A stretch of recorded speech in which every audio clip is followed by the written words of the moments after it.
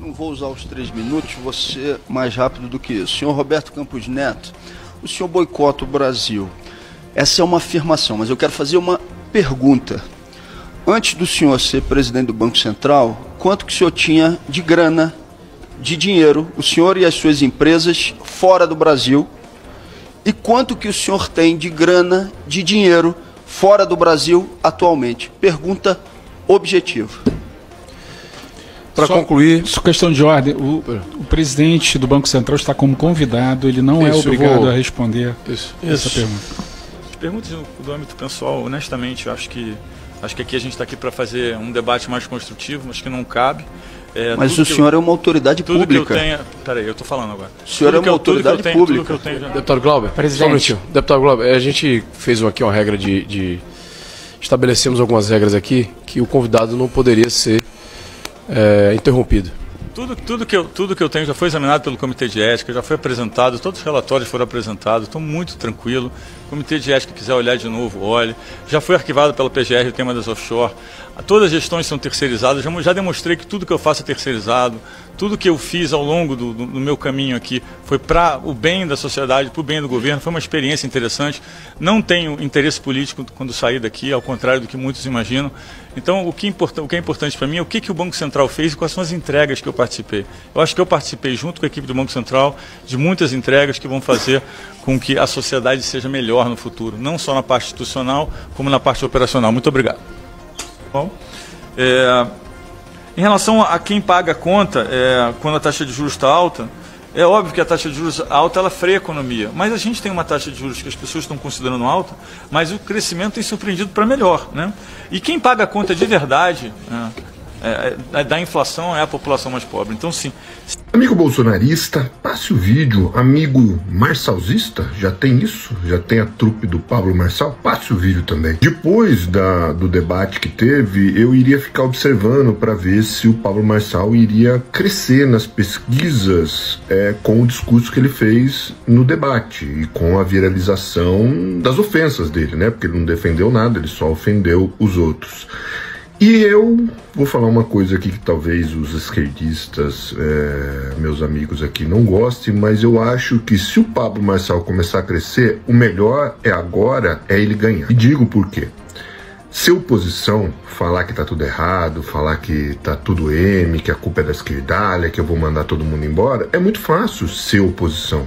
Governar é outros 500, são outros 500 governar. São Paulo sentiu isso na pele com o Dória. Dória se elegeu com um discurso muito similar ao Pablo Marçal, dizendo, eu sou diferente, João trabalhador, eu não sou politiqueiro, perdeu. Então assim, ele foi expelido, ninguém quer saber dele como gestor público. E eu acho que o Pablo Marçal precisa passar por isso logo, porque é muito fácil e muito cativante para quem está P com a política, quem está em putê com a política, é muito fácil você ouvir alguém que xinga e critica e você acha que ele vai resolver. Só que a política não é assim. O mundo real não é assim. O mundo real não é feito de eu vou lá e vou resolver tudo.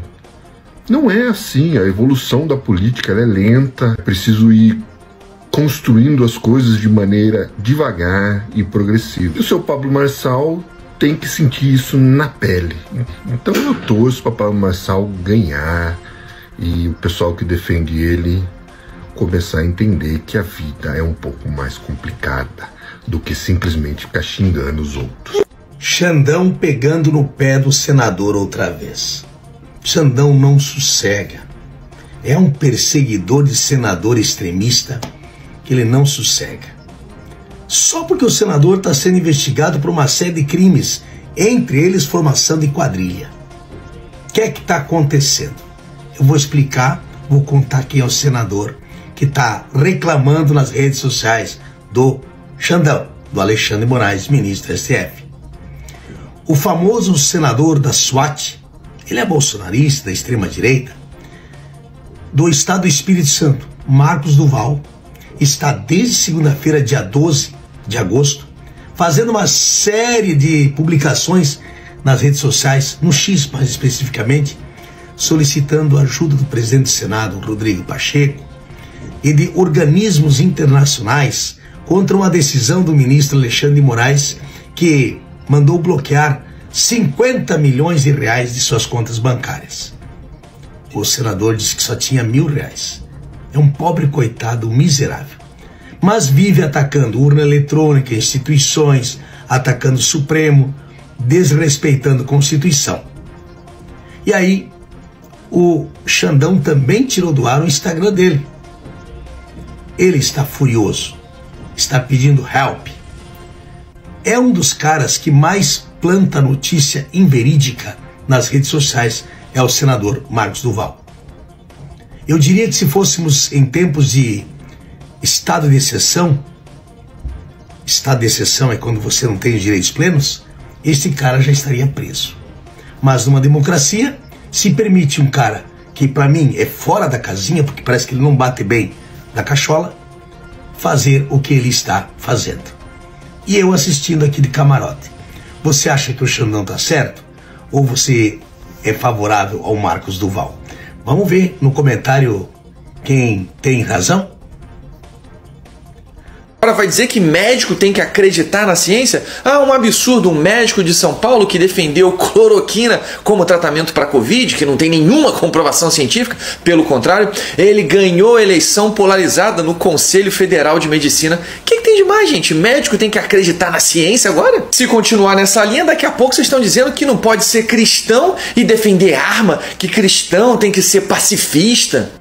Aí vocês vão chegar ao ponto de dizer que não pode se dizer um defensor da família tradicional brasileira e ter 3 casamentos, ter filhos com diferentes esposas. Não tem nada a ver uma coisa com a outra. Ou então que para ser ministro da educação tem que saber alguma coisa de educação, tem que ser professor, um estudioso da educação. Que bobagem! Ou então que um pastor não pode usar a Bíblia para defender a escravidão. O que tem de mais? Então vocês têm que entender de uma vez por todas que não tem nenhum problema um médico não acreditar na ciência. Ah, ele recomendou um remédio para tratar uma doença que não tem nenhuma comprovação científica. E daí, gente? Médico tem que acreditar na ciência? Eu, hein? Fábio, você vai votar em quem para prefeito de São Paulo? Essa pergunta é muito boa, porque a resposta que eu vou dar precisa circular aqui, porque tem muito engraçadinho aqui nas redes sociais que tá pensando que o voto é uma brincadeira. Sabem quem que eu vou votar? Eu primeiro vou dizer quem sou eu. Eu sou um trabalhador comum, morador da periferia, que levanta às 4 da manhã todos os dias para correr atrás do pão de cada dia. Você acha que eu vou votar na porra de um coache? Eu acho que é isso que ele é. Um personagem de internet que ficou rico enganando as pessoas. Um cara que acha e diz que o povo é pobre porque quer. Que um pai de família que mora num barraco ganhando um salário mínimo para sustentar 2 ou 3 filhos, pagando aluguel e todas as outras contas, ele só não é rico porque não tem força mental? É nesse cara que você acha que eu vou votar? Do outro lado, eu tenho um político jovem que representa a renovação, um professor, nascido em classe média alta, que abdicou de privilégios para dedicar sua vida inteira a lutas sociais, um cara que não tem nada de sujo na sua ficha de vida pública. Tanto é verdade que os bolsonaristas tentam incriminá-lo, acusando de ser invasor da casa dos outros, e ninguém conhece uma única pessoa que ele tenha invadido a casa. De que lado eu vou ficar? Se para eu votar eu tenho que saber pelo menos a origem do candidato. Isso é uma palhaçada, já chega, esse estado já elegeu Tiririca, Eduardo Bolsonaro, Bia Kicis, Joyce Halfmann. A gente vai continuar? Tarcísio de Freitas, chega, minha gente. Vamos tomar consciência, pelo amor de Deus.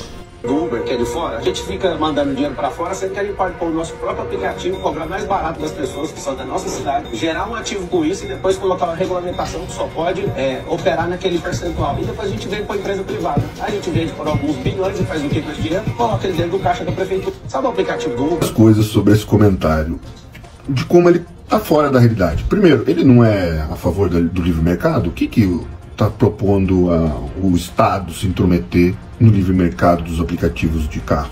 Então, primeira coisa, ele é a favor do livre mercado ou ele é a favor do Estado se intrometer nisso? Precisa decidir isso. Aqui é fala de petralhada esquerdalha comunista. Esse é o primeiro ponto. Segundo ponto já existe um monte de aplicativos que concorrem ao Uber, Easy Taxi, 99 Taxi, Cabify, tem um monte. E funciona. E terceiro ponto, se esse aplicativo vai gerar bilhões para o caixa, por que ele, como empresário, não faz isso? Por que ele não pega o dinheirinho dele lá que declarou na justiça que tem 200 milhões? Por que ele vai usar dinheiro do Estado para fazer isso? Por que ele mesmo não faz isso? Pablo Marçal vive de alucinações. Alucinações. Nada do que ele fala tem reflexo com a realidade. São alucinações. O perigoso é que as pessoas seguem ele, né? Esse é o grande perigo que a gente vive. Gota Serena tá brabo, viu? Não pode divulgar os vídeos dele, não. Só quem pode mostrar os vídeos dele é ele próprio. A gente não pode, não. Também não pode sorrir da vergonha que ele passou, não, viu? Ei, bora ver o vídeo dele aí. Ele tá aperreado. Então fique fazendo matéria, porque às vezes também eles querem mídia, né? Agora você sabe que eu ando muito. E se eu encontrar com você e tiver um problema, aí depois não reclame. Se o seu assunto fizer a mídia... Fizeram a mídia bem feito, eu acho tão bom as matérias. Os comentários, eu vou olhar, eu digo, olha, eu faço uma postagem aqui de alguma outra coisa, vocês não vão lá comentar. Agora, quando é um fuxico, aí tem 20 mil, 30 mil comentários. Ei, gadaiada, eu acho que ele não tá falando de mim não, né? Porque ele disse que o pessoal tá querendo mídia, ó, mostrando a imagem dele. Aí eu fui comparar o perfil dele com o meu.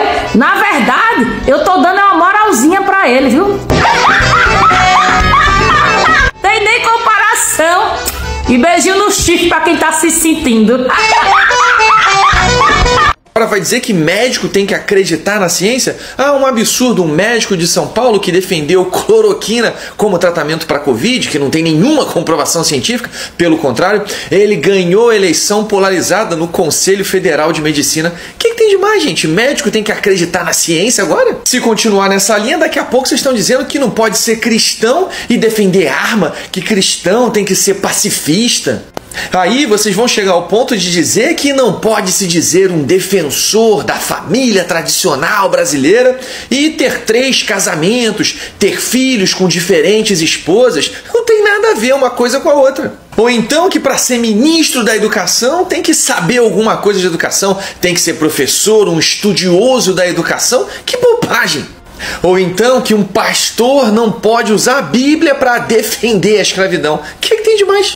Então vocês têm que entender de uma vez por todas que não tem nenhum problema um médico não acreditar na ciência. Ah, ele recomendou um remédio para tratar uma doença que não tem nenhuma comprovação científica. E daí, gente? Médico tem que acreditar na ciência? Eu, hein?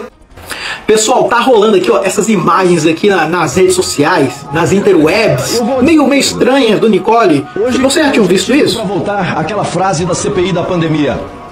Vai vendo, Brasil. Vai vendo. Essa que o menino é meio...